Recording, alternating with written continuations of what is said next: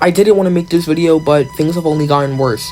Pre-orders are an absolute disaster, and it seems like Mario Kart World is only the beginning for $80 Nintendo games. Should we be worried about the Switch 2? That is the question that I'm setting out to answer in this video.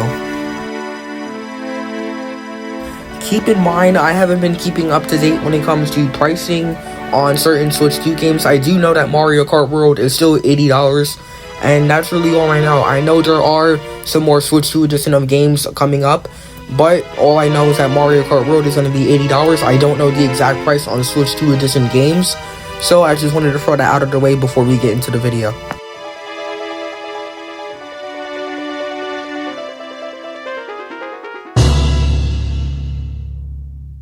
The main reason why the Nintendo Switch 2 has gotten bad press in the last couple weeks is mainly because Nintendo hasn't explained much of this to us.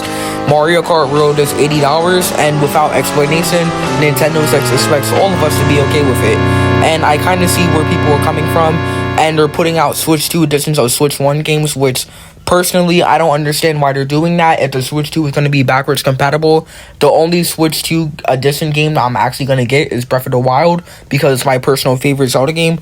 But other than that, a lot of people find Nintendo greedy now for putting out Switch 2 edition games, and why Mario Kart World is $80. Now, they could explain because of the terrorists, I'm pretty sure, but Nintendo has not done any of that. Mario Kart World is $80. They've kept everything under wraps since, and pre-orders went back up, and they have been an absolute disaster ever since.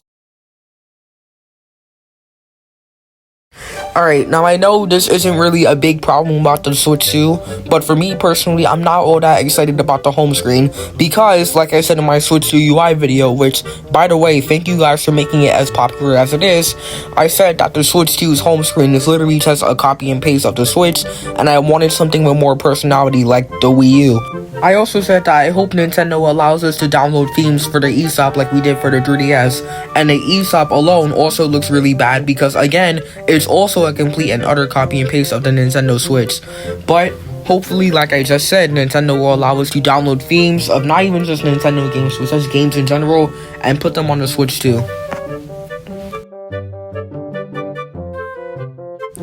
Alright, now I can't speak for myself because personally I think that Mario Kart is worth $80, but a lot of people, pretty much almost the entire Nintendo community, is not happy that Mario Kart World is $80. And another thing, the Switch 2 accessories, and we'll get to that later, but Mario Kart World is $80, and Nintendo recently put out a Mario Kart World Direct, and like I just said, in my opinion, I think that Mario Kart World is definitely worth the $80, but to some people it's not. And a lot of people are worried that if Nintendo keeps making their games $80, then a lot of people will only be able to afford one game per year for the Switch 2. And the accessories. Some of the accessories have gone up in price ever since the terrorists and the pre-orders went back up for the Switch 2. Joy-Cons are now $95, which in my opinion, nobody is going to get that. But if you are, more power to you. But Joy-Cons are $95. I don't know why I keep stuttering. And the carrying case is $84, along with the Pro Controller, which is now $54, I think. I don't know. I have to go back and check. But a lot of the accessories have gone up in price, and me personally, I'm not really that happy about it. With all of the problems that I addressed in this video, I have to ask, will the Switch 2 flop?